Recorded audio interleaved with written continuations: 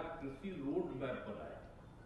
जब इसको हम देख रहे थे तो हमको लग रहा था कि एक कृषि रोड मैप हम लोग बनाएंगे, और 2008 में हम 4 साल के लिए शुरू किए और उसमें कितने लोग पढ़ने लगे।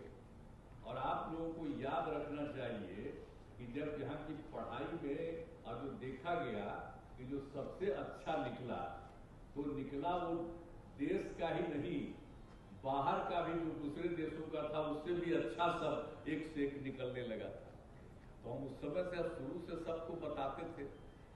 लेकिन याद रखिए कि ये सब काम उसी समय किया गया, तो सब कुछ जो हो रहा था, और आप समझ लीजिए कि हम लोगों ने 2008 में जो पहला कृषि रोड मैप जो शुरू करा दिया, और उसी में कृषि रोड मैप के द्वारा काफी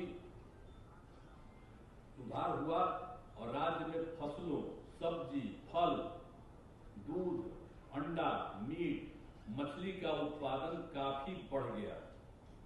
और जो हम लोग तो कहे कि आप तो पहले 8 से किए 12 साल के लिए 2012 तक, फिर दूसरा हम लोगों ने किया 2012 से 17, और फिर तीसरा किया 17 से 2022 था, उसको 1 साल और बढ़ा के 2023 कर दिया, और चौथा भी 2024 से हम लोगों ने शुरू करा दिया।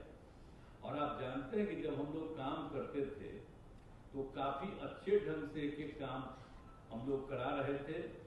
और आप जान लीजिए कि 2024 में जो चौथा कृषि रोड मैप का क्रियान्वयन किया गया, उसके लिए 1,62,000 करोड़ रुपए की स्वीकृति दी गई। और जब कृषि रोड मैप शुभारंभ किया गया था तो पहली बार जो किया था तो वो तो शुरू कर दिया, जो बता रहे थे आपको 8 से लेकर के 12 तक, लेकिन उसके बाद जब दूसरा, तीसरा, चौथा शुरू कर दिया, तो आप जान लीजिए कि दूसरे कृषि रोड मैप के शुभारंभ के लिए महामहिम राष्ट्रपति उस समय के जो थे श्रद्धेय प्रणब मुखर्जी जी को आमंत्रित किया गया, उसमें आए। तृतीय कृषि रोड मैप में भी उस समय के महामहिम राष्ट्रपति श्री रामनाथ कोविंद साहब जी को बुलाया, वो आए।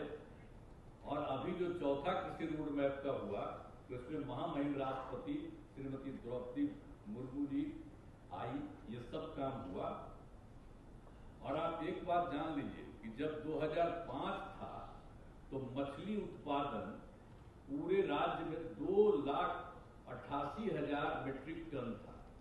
और जब हम लोग काम करना शुरू कर दिए और अब हो गया, तब बढ़ करके हो गया है 8,73,000 मीट्रिक टन हो गया। तो आप सोच लीजिए कि पहले क्या उन लोगों का कोई काम नहीं था, तो जो हम लोगों ने काम करना शुरू किया तो इतना कितना ज्यादा हो गया। तो आप समझ लीजिए कि अब मछली उत्पादन में पूरी तरह से आत्मनिर्भर हो गया।